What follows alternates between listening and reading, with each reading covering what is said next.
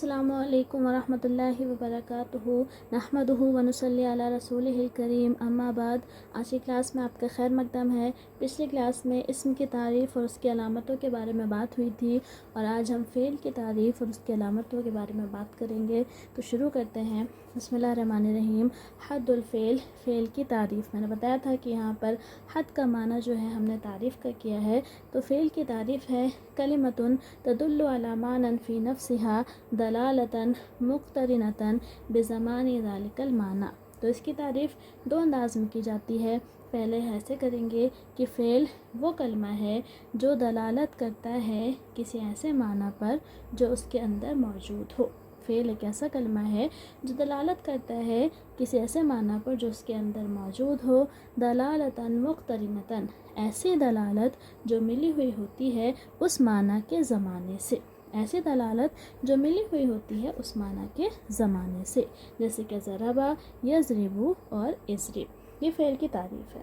اور دوسری تعریف اس طرح سے کی جائے گی کہ فعل ایک ایسا کلمہ ہے جو کسی معنی پر علامانن، جو کسی معنی پر فی نفسہا، فی نفسی یا پھر بذات خود ایسی دلالت کرتا ہے جو ملی ہوئی ہوتی ہے اس معنی کے زمانے سے۔ تو فعل ایک ایسا کلمہ ہے جو کسی معنی پر فی نفسی یا بذات خود ایسی دلالت کرتا ہے جو ملی ہوئی ہوتی ہے اس معنی کے زمانے سے۔ تو یہ جو فی نفسہا ہے، کہیں اس کا ترجمہ دو تین طریقے سے کیا گیا ہے۔ کچھ لوگ کرتے ہیں فی نفسہا کا ترجمہ سمپل فی نفسی، اردو میں ایسے ہی، اور کچھ لوگ اس کا ترجمہ کرتے ہیں بذات خود، ٹھیک ہے، یعنی خود سے ہی اس کے اندر جو معنی ہے اس پر دلالت کرتا ہے، اور کوئی اس کا لفظی ترجمہ کرتے ہیں اس معنی پر جو اس کے اندر موجود ہے۔ تو تینوں طرح سے ترجمہ کیا گیا ہے، تو ہم نے بھی تینوں طریقے استعمال کیے ہیں۔ آگے جو ہے علامات ہو، اب یہاں پر جیسے پچھلے سبق میں اسم کی علامتیں بتائی گئی تھی، اس سبق میں فعل کی علامتیں بتائی جا رہی ہیں۔ وَعَلَامَتُهُ أَن يَصِحَّ الْإِخْبَارُ بِهِ لَا عَنْهُ۔ تو فعل کی علامت یہ ہے کہ صحیح ہو اس کے ذریعے خبر دینا، أَن يَصِحَّ الْإِخْبَارُ بِهِ، کہ صحیح ہو اس کے ذریعے خبر دینا، لا عنہ، نہ کہ اس کے بارے میں، اس کے ذریعے خبر دینا صحیح ہو نہ کہ اس کے بارے میں۔ یہ پہلی علامت ہے۔ دوسری علامت ہے وَدُخُولُ قَدْ وَالسِّين وَسَوْفَ وَالْجَزْمِ۔ تو دوسری علامت ہے قد، سین، سوف اور جزم کا داخل ہونا۔ تو یہ ساری چیزیں صرف فعل پر داخل ہوتی ہیں، اسم پر نہیں۔ تو دو علامتیں یہاں پہ بتائی گئی ہیں۔ تیسری ہے التصریف الی الماضی والمضارع۔ تصریف یعنی کہ گردان، صرف سے تعلق رکھتا ہے، تو اس کا ترجمہ ہم کریں گے ماضی اور مضارع کی گردان کا ہونا، ماضی اور مضارع کی گردان کا ہونا۔ اس کے بعد ہے وَكَوْنُهُ أَمْرًا أَوْ نَهْيًا، اس کا امر یا نہیں ہونا۔ تو امر یا نہیں یہ صرف فعل ہو سکتا ہے، اسم نہیں ہو سکتا، تو اس کا امر اور نہیں ہونا۔ اس کے بعد آگے ہے وَاتِّصَالُ الضَّمَائِرِ الْبَارِزَةِ الْمَرْفُوعَةِ نَحْوَ ضَرَبْتُ وَتَاءِ التَّأْنِیثِ السَّاکِنَةِ نَحْوَ ضَرَبَتْ وَنُونِ التَّأْکِید، اور ضمیر بارز مرفوع کا متصل ہونا، تائے تانیث کا متصل ہونا اور تاکید کے دونوں نون کا متصل ہونا۔ اتصال الضمائر البارزۃ المرفوعہ، ضمیر بارز مرفوع کا متصل ہونا، ضربتو، مثال یہاں پر اگر آپ ساتھ ساتھ کریں تو ضمیر بارز مرفوع ضمیر بارز مرفوع کا متصل ہونا جیسے ضربتو، تائے تانیث ساکنہ کا متصل ہونا جیسے ضربت، اور تاکید کے دونوں نون کا متصل ہونا جیسے آپ لا یضربن، اس طرح سے کہہ سکتے ہیں۔ تو تاکید کا ایک نون تشدید والا ہوتا ہے اور ایک نون ساکن ہوتا ہے، تو یہ دونوں بھی، جس کو نون ثقیلہ اور نون خفیفہ کہا جاتا ہے، تو یہ دونوں نون بھی صرف فعل کے ساتھ ہی لگتے ہیں، اسم کے ساتھ نہیں لگتے ہیں۔ تو یہ کچھ یہاں پر فعل کی علامتیں ہیں۔ دوسری کتابوں میں یہ علامتیں الگ نمبر کے ساتھ ذکر کی گئی ہیں، کہیں کچھ زیادہ ہے کہیں کچھ کم ہے۔ تو ہدایت النحو میں فعل کی علامتوں کو اس انداز سے بیان کیا گیا ہے، ان چیزوں کو فعل کی علامت مانا گیا ہے۔ آگے کہتے ہیں فَإِنَّ كُلَّ هَذِهِ خَوَاصُ الْفِعْلِ، کیونکہ یہ ساری چیزیں فعل کے ساتھ خاص ہیں، کیونکہ یہ ساری چیزیں فعل کے خواص ہیں، یعنی فعل کے ساتھ خاص ہیں، یعنی ان چیزوں کو فعل کی علامت اس لیے کہا گیا ہے کیونکہ یہ چیزیں فعل کے ساتھ خاص ہیں، یہ فعل میں ہی ہوتی ہیں، اس کے علاوہ کسی اور کلمے میں نہیں ہوتی ہیں۔ اب آگے کہہ رہے ہیں وَمَعْنَى الْإِخْبَارُ بِهِ أَن يَكُونَ مَحْكُومًا بِهِ، اخبار بھی کا معنی بتا رہے ہیں کہ اخبار بھی کا معنی یہ ہے کہ وہ محکوم بھی ہو، یعنی اس کے ذریعے سے حکم لگایا گیا ہو، ٹھیک ہے۔ اس کے پیچھے اسم کے بارے میں کہا تھا کہ وہ محکوم علیہ ہو، یعنی اس پر حکم لگایا گیا ہو، اور فعل کا کیا کے بارے میں کہا گیا ہے کہ یہ اخبار بھی ہے، یعنی اس کے ذریعے سے کسی اور پر حکم لگایا گیا ہو، تو فعل محکوم بھی ہوتا ہے، یعنی اخبار بھی ہوتا ہے، نہ کہ اخبار عنہ۔ وَيُسَمَّى فِعْلًا، اور فعل کو فعل کیوں کہا جاتا ہے؟ يُسَمَّى فِعْلًا بِاسْمِ أَصْلِهِ وَهُوَ الْمَصْدَرُ لِأَنَّ الْمَصْدَرَ هُوَ فِعْلُ الْفَاعِلِ حَقِيقَةً، کہہ رہے ہیں کہ فعل کا نام یسمى فعلاً، اس کا نام فعل رکھا گیا ہے اس کے اصل کی نام کی وجہ سے، اس کے اصل کے نام کی وجہ سے۔ وَهُوَ الْمَصْدَرُ، اور وہ اصل کیا ہے؟ مصدر۔ تو نحویوں کے نزدیک اصل ہوتا ہے مصدر، اور مصدر سے ہی فعل نکلتا ہے، ٹھیک ہے۔ تو نحوی کہتے ہیں کہ مصدر اصل ہے اور مصدر سے پھر فعل نکلتا ہے، الگ الگ باب والا الگ الگ سیگے جو بھی ہوتے ہیں وہ مصدر سے نکلتے ہیں۔ تو مصدر کیا ہے؟ اصل میں مصدر ہے کام، ٹھیک ہے، جیسے کھانا پینا اٹھنا بیٹھنا یہ سب کام ہے، اور کام کو عربی میں کیا کہتے ہیں؟ فعل۔ تو مصدر اصل میں فعل ہے، تو اسی مصدر کی وجہ سے جو مصدر سے لفظ نکلا ہے، یہ جو کام کرنے کو بتانے والا ہے، جو اس اپنے معنی کے ساتھ ساتھ زمانے پر بھی دلالت کرتا ہے، تو اس لیے مصدر کے نام کی وجہ سے ہی اس کو فعل کا نام دیا گیا ہے، ٹھیک ہے۔ تو اس کا نام فعل رکھا گیا ہے اس کے اصل کی وجہ سے، اور وہ مصدر ہے، کیوں؟ لأن المصدر هو فعل الفاعل حقیقتاً، کیونکہ مصدر ہی اصل میں فاعل کا فعل ہوتا ہے، کیونکہ مصدر ہی اصل میں فاعل کا فعل ہوتا ہے۔ تو یہاں پر فعل کی تعریف اور اس کی علامتیں ہو گئی ہیں، اب آگے حرف کی تعریف اور اس کی علامتوں کا ذکر ہے۔ تو وحد الحرفی، اب فعل حرف کی حد یعنی حرف کی تعریف ہے۔ کلمۃ لا تدل علی معنی فی نفسها، تو حرف ایک ایسا کلمہ ہے جو نہیں دلالت کرتا ہے کسی معنی پر فی نفسہ یا بذات خود، بل تدل علی معنی فی غیرہا، بلکہ وہ دوسرے کے معنی پر دلالت کرتا ہے، بلکہ وہ دلالت کرتا ہے علی معنی کسی ایسے معنی پر فی غیرہا جو اس کے علاوہ میں ہو یا جو دوسروں میں ہے۔ تو حرف ایک ایسا کلمہ ہے جو دلالت نہیں کرتا ہے ایسے معنی پر جو اس کے اندر موجود ہو، بلکہ وہ ایسے معنی پر دلالت کرتا ہے جو دوسرے کے اندر موجود ہو، ٹھیک ہے۔ اب اس کے بعد ہے فی غیرہا، جو دوسرے کے اندر موجود ہو۔ نحو من، جیسے کہ من، اب من کے بارے میں کہہ رہے ہیں فإن معناها الابتداء، فإن معناها الابتداء، من کا معنی ہے ابتدا۔ تو جیسے من یہ ایک حرف ہے، حرف جر میں سے آتا ہے، تو اس کا معنی اصل معنی ہے ابتدا۔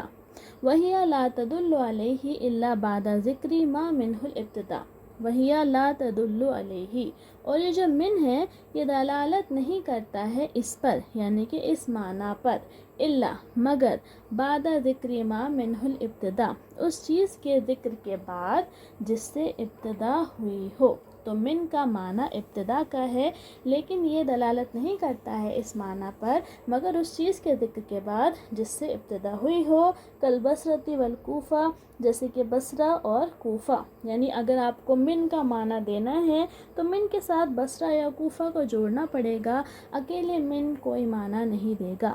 مثال کے طور پر تقول، آپ کہیں سرت من البصرۃ الی الکوفہ، میں نے بصرہ سے کوفہ تک سفر کیا، یا میں بصرہ سے کوفہ تک چلا۔ تو یہاں پر من کا جو ہم سے معنی کر رہے ہیں، یعنی میں نے بصرہ سے شروعات کی اور کوفہ پر اختتام کیا، تو یہ من کا معنی تبھی آئے گا جب اس کے ساتھ بس البصرہ جڑا ہوا ہو۔ اگر خالی من کہا جائے تو اس کا کوئی معنی نہیں سمجھ میں آئے گا، یعنی یہ کسی معنی پر دلالت نہیں کرے گا۔ معنی پر دلالت کرنے کا مطلب یہ ہے کہ اکیلے من کا کوئی سینس نہیں بنے گا، جب تک یہ کسی اور ورڈ کے ساتھ نہ جڑ جائے تب تک کوئی سینسیبل معنی اس کا نہیں نکلتا۔ ورنہ کہنے کو تو لوگ کہتے ہیں من کا مطلب ہوتا ہے سے، اللہ کا مطلب ہوتا ہے تک، فی کا مطلب ہوتا ہے میں، تو اس طرح سے لوگ کہتے ہیں، مطلب ان کا یہی ہوتا ہے، لیکن یہ اکیلے کوئی سینس نہیں بنا سکتے سینٹنس میں، ٹھیک ہے۔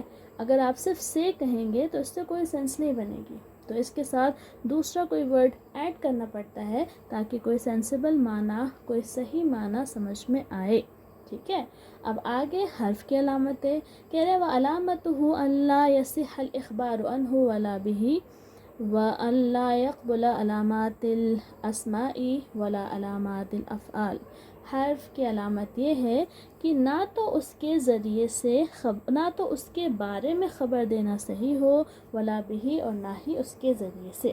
تو حرف کی علامت یہ ہے کہ نہ تو اس کے بارے میں خبر دینا صحیح ہو، نہ ہی اس کے ذریعے خبر دینا صحیح ہو، وَأَلَّا يَقْبُلَ عَلَامَاتِ الْأَسْمَاءِ، اور وہ نہ تو اسم کی علامتوں کو قبول کرتا ہو اور نہ ہی فعل کی علامتوں کو قبول کرتا ہو، نہ تو وہ اسم کی علامتوں کو قبول کرتا ہو اور نہ ہی فعل کی علامتوں کو قبول کرتا ہو، ٹھیک ہے۔ تو نہ فعل کی کوئی، جس نے فعل کی کوئی علامت ایکسیپٹ نہیں کی، اسم کی کوئی علامت ایکسیپٹ نہیں کی، مطلب اب وہ حرف ہے۔ اس کے علاوہ کوئی اسپیشل علامت حرف کی یہاں پر مذکور نہیں ہے۔ لیکن حرف کے یہ کوئی فالتو چیز نہیں ہے، بلکہ اس کے بہت سارے فائدے ہیں۔ تو یہاں پہ لکھا ہے وفی کلام العربی فوائد، وللحرف فی کلام العربی فوائد۔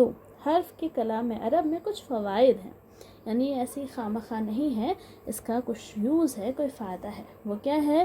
کالربطی بین الاسمین نحو زید فی الدار، او الفعلین نحو ارید ان تضرب، او اسم او فعل کضربت بالخشبۃ، او الجملتین نحو ان جاءنی زید فاکرمتہ، وغیر ذالک من الفوائد التي تعرفها في القسم الثالث انشاء اللہ تعالی۔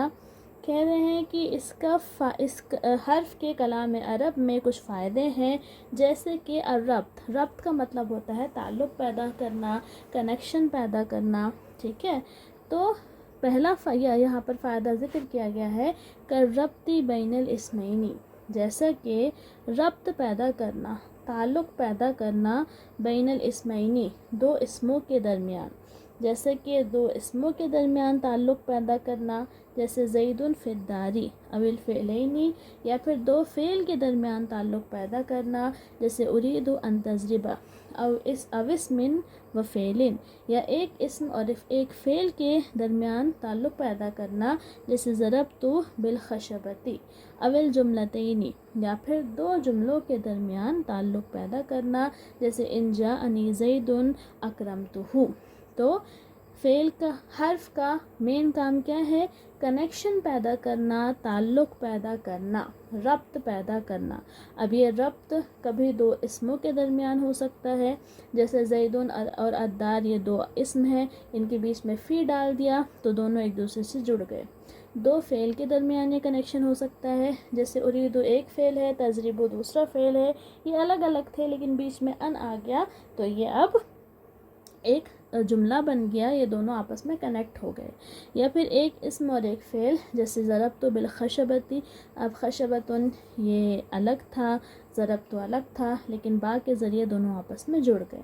ایسے ہی دو جملے، یہ جاءنی زیدن ایک جملہ تھا، اکرمتہ دوسرا جملہ تھا، لیکن یہاں پر ان آ گیا شروع میں تو دونوں جملے آپس میں کنیکٹ ہو گئے۔ وغیر ذالک من الفوائد التی، اس کے علاوہ وغیر ذالک من الفوائد التی، اس کے علاوہ بھی کچھ فائدے ہیں جن کو آپ قسم ثالث میں جانیں گے انشاءاللہ، جن کو آپ انشاءاللہ قسم ثالث میں جانیں گے انشاءاللہ۔ دیکھیے یہاں پہ لکھا تو ہے لیکن اس کی سپیلنگ تھوڑی غلط ہے، انشاءاللہ میں ان الگ ہوتا ہے اور شاء الگ ہوتا ہے، لیکن یہاں پر جو پرنٹ ہے اس میں انشاء لکھا ہے ایک ساتھ، تو یہ غلط ہے، تو آپ اس چیز کو ذہن میں رکھیے گا اور آپ ایسے لکھنا شروع مت کر دیجیے گا۔ ٹھیک ہے. تو اس کے علاوہ بھی حرف کے کچھ فوائد ہیں جن کو آپ قسم ثالث میں پڑھیں گے انشاءاللہ. اب اس کے بعد وجہ تسمیہ آ رہی ہے. فَيُسَمَّى حَرْفًا لِوُقُوعِهِ فِي الْكَلَامِ حَرْفًا أي طرفًا إذ ليس مقصودا بالذات. کہہ رہے ہیں کہ حرف جو ہے اس کا نام حرف رکھا گیا ہے لِوُقُوعِهِ فِي الْكَلَامِ حَرْفًا. حرف کا اصل معنی ہوتا ہے کنارہ، طرف. ٹھیک ہے.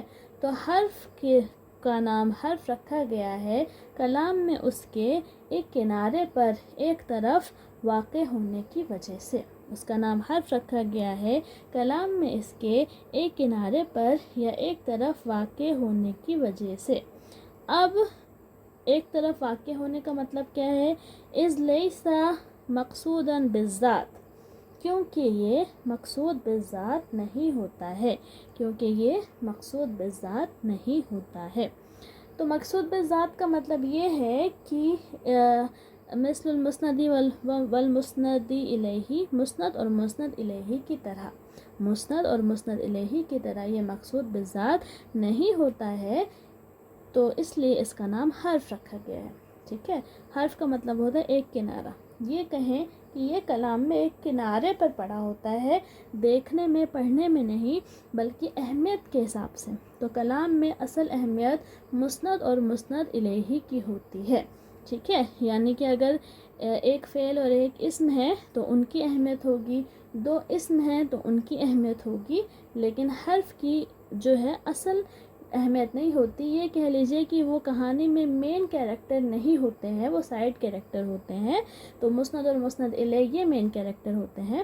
تو یہ سائیڈ کیریکٹر ہیں، ایک طرف ہے، ایک کنارے پر ہے، اس لیے ان کا نام حرف رکھا گیا ہے. ٹھیک ہے. تو دیکھنے میں کنارے پہ نہیں ہوتے ہیں، دیکھنے میں کبھی شروع میں آتے ہیں کبھی بیچ میں آتے ہیں، لیکن اپنی اہمیت کے حساب سے یہ سائیڈ کیریکٹر ہوتے ہیں، اس لیے سائیڈ اور طرف سے ہی ان کا نام حرف رکھا گیا ہے. تو اسی کے ساتھ ہم آج کی کلاس کو ختم کرتے ہیں. آگے انشاءاللہ اگلے کلاس میں کنٹینیو کریں گے. السلام علیکم ورحمۃ اللہ وبرکاتہ.